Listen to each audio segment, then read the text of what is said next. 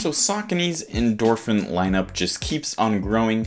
Recently we got the trail variant, the Endorphin Edge, and now we are getting the Endorphin Elite, which slots in above the Endorphin Pro. I've only done a couple of runs in it so far, but I wanted to give you my initial impressions as well as compare it to a couple of other models. A quick disclaimer though is that Running Warehouse did send these shoes over to me for the purpose of review, but they're not paying me. I'm not supposed to say anything. These are all just my own honest thoughts. And with that out of the way, let's go ahead and get into the specs. The Endorphin Elite stack height comes in at 39.5 millimeters in the heel and 31.5 in the forefoot, giving it an 8 millimeter heel to toe drop. The weight comes in at 7.2 ounces. The price is $275, and I put this in the carbon plated racer category. Diving into the what's new shoe overview, let's go ahead and see what the changes are. The upper uses a very lightweight mesh, and the upper overall is very thin and minimal with almost no structure. There's a midfoot band that goes all the way through the midsole to keep your foot locked in. The midsole has a Power Run PB sock liner, but the midsole itself is their new Power Run HG, which is supercritical PIBA foam. Sandwiched in between is a slotted carbon fiber plate. The outsole has thin strips of rubber with no lugs on them. So I received my normal size 12, and I thought that they fit great. They fit true to size in my opinion. But just for reference, in my Endorphin Pro 3s, I went up half a size to 12.5. So just maybe a little comparison there for you, but I think that they fit great. Now let's talk about the ride of the shoe and just kind of my initial thoughts. So right off the bat, you really notice the rocker and the changed geometry of the shoe. I noticed like right when my weight shifted to under my metatarsals, I got thrown onto my toes, and it helped with a really snappy toe off. So for the Power Run HG itself, I think it's a little bit on the firmer side, especially compared to something like New Balance's Fuel Cell. I think this kind of slots in maybe between Light Strike Pro and Flight Foam Turbo. But I thought it was a pretty nice balanced midsole where it was firm enough that it felt stable and nice and responsive, but it wasn't too soft where it just kind of felt mushy. But something else that helps with that snappy responsiveness is the plate that's embedded in here.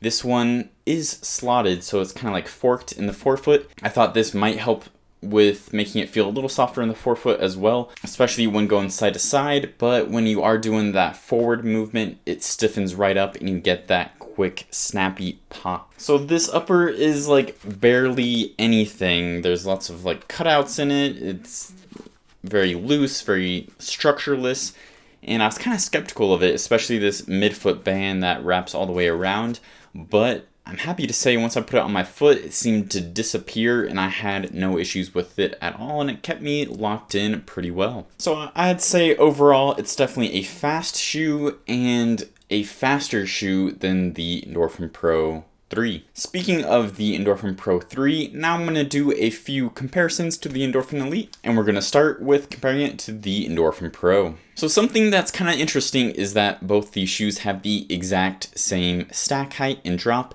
so they're both 39.5 in the heel with an 8 millimeter drop, but the Endorphin Elite just feels like there's more underfoot. I think it does kind of have a wider platform to it compared to the Endorphin Pro 3. But I just thought that was kind of interesting. Anyways, they do differ in their midsole materials like I talked about. This one uses Power Run PB, which is beaded PIBA pellets that are bonded together, while this one is sheets of supercritical PIBA. So both PIBA based, but in different forms.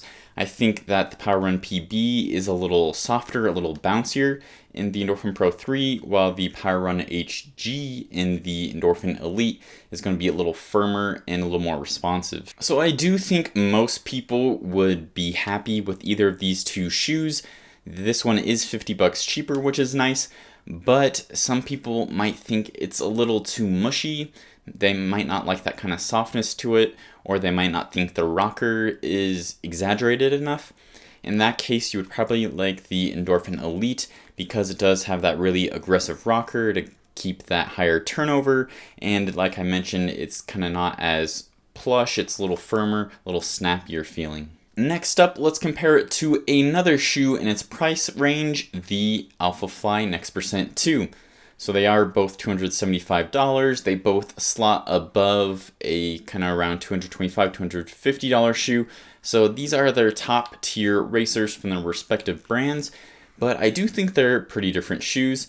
I think that the Alphafly is a little softer, and with those AirPods, you definitely get that unique trampoline-like feeling in the forefoot, but it is noticeable underfoot. It can kind of seem bulky to some.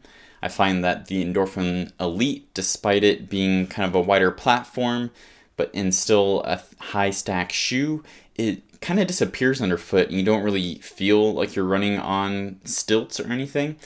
And I think that it also kind of reminds me of a mix of like the Vaporfly and the Alphafly, where it's kind of a snappier shoe like the Vaporfly, but you get that more stable platform like the Alphafly. So hopefully that helps with just a little comparison there, but they are kind of pretty different feeling shoes in my opinion. Another shoe coming out around the same time as the Endorphin Elite is the Wave Rebellion Pro from Mizuno. So I'm not going to dive into it too much in this video because I am going to make a Q1 Super Shoe Roundup, but let's just say that this shoe has a very unique geometry that is quite a bit different from this shoe. So overall, I think that Saucony is really aiming for those faster marathoners, or maybe people that don't like softer, squishier shoes like the Endorphin Pro 3, and they really want something that's a lot faster and snappier feeling